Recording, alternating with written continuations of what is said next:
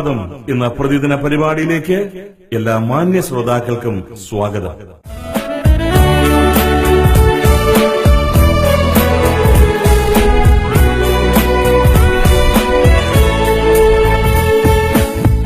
ആരാധിച്ചിടാം ആത്മനാഥനെ ആയുസ്സിനാളെല്ലാം നന്ദിയോടെ.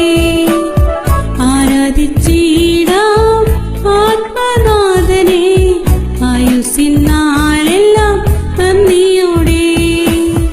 ഇത്രമാത്രം എന്നെ സ്നേഹിച്ചിടുന്നൊരു രക്ഷകനില്ല ഇച്ചിരിയിൽ. ഇത്രമാത്രം എന്നെ സ്നേഹിച്ചിടുന്നൊരു രക്ഷകനില്ല ഇച്ചിരിയിൽ. ഇന്ന് നമ്മോട് വചനം സംസാരിക്കുന്നത് സഹോദരൻ വി.പി. ജോൺസൺ. തൃപ്പാദം ശ്രവിക്കുന്ന എല്ലാ പ്രിയപ്പെട്ടവർക്കും ആഴ്ചവട്ടത്തിന്റെ 1-ാം ദിവസം സ്നേഹവന്ദനം അറിയിക്കുന്നു. ദൈവത്തെ ആത്മാവിലും സത്യത്തിലും ആരാധിപ്പാനായി വിവിധ ഇടങ്ങളിലായി കൂടിവരുന്ന നമുക്ക് കർത്താവായ യേശുക്രിസ്തുവിലൂടെ ലഭിച്ച വിലയേറിയ വീണ്ടെടുപ്പിനെ ധ്യാനിപ്പാനുള്ള ചിന്തയ്ക്കായി പുറപ്പാട് പുസ്തകം 6-ാം അധ്യായത്തിന്റെ 3-ാമത്തെ വാക്യം വായിക്കുന്നു.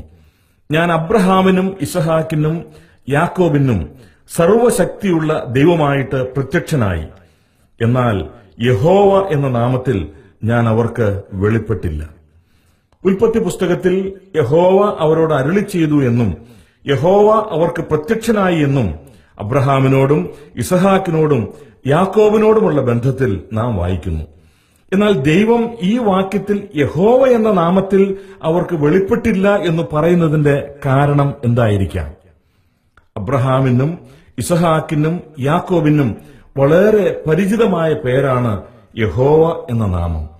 എന്നാൽ അവരെ സംബന്ധിച്ചിടത്തോളം അവരിൽ ചെയ്ത പ്രവൃത്തികളിലൂടെയും തങ്ങളുടെ ആവശ്യങ്ങൾ നിവർത്തിച്ചു തരുവാനും തന്റെ ഉദ്ദേശങ്ങളും ഉടമ്പടിയും നിവർത്തിക്കുവാനും കഴിവുള്ള സർവശക്തനായ ദൈവം എന്ന നിലയിലാണ് യഹോവയെ മനസ്സിലാക്കിയിട്ടുള്ളത്. എന്നാൽ ഈ വാക്യത്തിൽ മോശയോട് പറയുമ്പോൾ മിസ്രയീമ്യ അടിമത്വത്തിൽ കഴിയുന്ന ഇസ്രായേൽ ജനത്തെ വിടുവിക്കുവാനായി യഹോവ എന്ന നാമത്തിന്റെ മഹത്വം വെളിപ്പെടുത്തും. താൻ വാഗ്ദത്തം ചെയ്തത് നിവർത്തിപ്പാനായി സർവശക്തിയോടെ പ്രവർത്തിക്കുന്നവൻ എന്ന് വെളിപ്പെടുത്തുമെന്ന് മോശയെ ഓർപ്പിക്കുകയാണ്. അർത്ഥാൽ ഇസ്രായേലുമായുള്ള തന്റെ ഉടമ്പടിയുടെ അടിസ്ഥാനത്തിൽ അവരെ മിസ്രയീമ്യ അടിമത്വത്തിൽ നിന്നും വീണ്ടെടുക്കുന്ന ദൈവമാണെന്ന് വെളിപ്പെടുത്തുവാൻ പോകുകയാണ്. പുറപ്പാട് പുസ്തകം വീണ്ടെടുപ്പിന്റെ പുസ്തകമാണ്. വീണ്ടെടുപ്പ് ദൈവത്താൽ മാത്രം സാധ്യമാണെന്നാണ് വേദപുസ്തകം നമ്മെ പഠിപ്പിക്കുന്നത്. ഇസ്രായേൽ ദൈവത്തിന്റെ സ്വന്തം ജനമാണ്. താൻ തിരഞ്ഞെടുത്ത് വാഗ്ദത്തങ്ങളും അനുഗ്രഹങ്ങളും നൽകിയ ദൈവത്തിന്റെ ജനം. അവരെ മിസ്രയീമ്യ അടിമത്വത്തിൽ നിന്നും വീണ്ടെടുപ്പാനായി ദൈവം അത്ഭുതങ്ങളും അടയാളങ്ങളും ചെയ്തു. അവർക്ക് വാഗ്ദത്തം ചെയ്ത കനാൻ നാട്ടിലേക്ക് നടത്തി. ദൈവത്തിന്റെ സർവശക്തി വെളിപ്പെടുത്തി. എന്നാൽ പ്രിയമുള്ളവരെ, നമ്മെ സംബന്ധിച്ച് അപ്പോസ്തലനായ പൗലോസ് എഫേസ്യ ലേഖനം 2:12 പറയുന്നത്, അക്കാലത്ത് നിങ്ങൾ ക്രിസ്തുവിനെ കൂടാതെയുള്ളവരും ഇസ്രായേൽ പൗരതയോട് ബന്ധമില്ലാത്തവരും വാഗ്ദത്തത്തിന്റെ നിയമങ്ങൾക്ക് അന്യരും പ്രത്യാശയില്ലാത്തവരും ലോകത്തിൽ ദൈവമില്ലാത്തവരുമായിരുന്നു എന്ന് ഓർത്തുകൊള്ളുവീനെന്നാണ്. ഇസ്രായേൽ പൗരതയോട് യാതൊരു ബന്ധവുമില്ലാതെ ജീവിച്ചിരുന്നവരും യഹൂദൻ പുറജാതി എന്ന് പറഞ്ഞ് തള്ളിക്കളഞ്ഞവരും ദൈവമില്ലാത്തവരും ഒരു വാഗ്ദത്തവും ലഭിക്കാത്തവരുമായിരുന്നു നമ്മെ ഈ ഉന്നതനായ ദൈവം സ്നേഹിച്ചു. 13-ാം വാക്യത്തിൽ മുമ്പേ ദൂരസ്ഥരായിരുന്ന നിങ്ങൾ ഇപ്പോൾ ക്രിസ്തു യേശുവിൽ ക്രിസ്തുവിന്റെ രക്തത്താൽ സമീപസ്ഥരായി തീർന്നു എന്ന് നാം വായിക്കുന്നു. പാപികളും ദൂരസ്ഥരും ദൈവമില്ലാത്തവരും ഒരു പ്രത്യാശയും ഇല്ലാത്തവരുമായിരുന്നു നമ്മെ ദൈവത്തോടടുപ്പിക്കുവാനായി കർത്താവായ യേശുക്രിസ്തു കാൽവരിലെ ക്രൂശിൽ യാഗമായി തീർന്നു. ദൈവ സൃഷ്ടിയായ ഈ ലോകത്ത് ദൈവം സൃഷ്ടിച്ചാക്കി വെച്ച മനുഷ്യൻ ദൈവമില്ലാതെ ജീവിക്കുക, അവന്റെ സ്നേഹത്തിന്റെ ഉറപ്പില്ലാതിരിക്കുക, അവനോട് കൂടെയുള്ള വാസത്തിന്റെ പ്രത്യാശയില്ലാതിരിക്കുക, ദൈവത്തെ കൂടാതെ എന്ന് പറയുന്നതിന്റെ അർത്ഥവ്യാപ്തി എത്രയോ വലുതാണ്. അങ്ങനെയുള്ളവരായിരുന്നു നമ്മെ സ്നേഹിച്ചുകൊണ്ട് നമ്മെ ദൈവവുമായുള്ള വിലയേറിയ ബന്ധത്തിലേക്ക് മടക്കിക്കൊണ്ടുവരുവാൻ കർത്താവായ യേശുക്രിസ്തു അനുഭവിച്ച താഴ്ചയെയും നിന്ദയെയും പരിഹാസത്തിന്റെയും കഷ്ടാനുഭവങ്ങളുടെയും ആഴം നാം ഗ്രഹിക്കുമ്പോഴേ പാപി അനുഭവിക്കേണ്ടിയിരുന്ന ശാപകരമായ ശിക്ഷാവിധിയുടെ കാഠിന്യം നമുക്ക് ഗ്രഹിക്കുവാൻ കഴിയുകയുള്ളൂ. എന്നാൽ എന്റെയും നിങ്ങളുടെയും പാപം വഹിച്ച് പാപിയിൽ പ്രധാനിയെപ്പോലെ കർത്താവ് ക്രൂശിതനായി. ക്രൂശിൽ ചൊരിഞ്ഞ രക്തത്താൽ നമുക്ക് വീണ്ടെടുപ്പും രക്ഷയും നൽകി. ഇന്ന് മരണത്തെ വെന്നുയർത്ത് മഹിമാസനത്തിൽ മാനവും മഹത്വവും പുകഴ്ചയും സ്വീകരിക്കാൻ യോഗ്യനായി വാഴുന്ന കർത്താവിനെ നമുക്ക് ആരാധിക്കാം, അവനെ നമുക്ക് സ്തുതിക്കാം.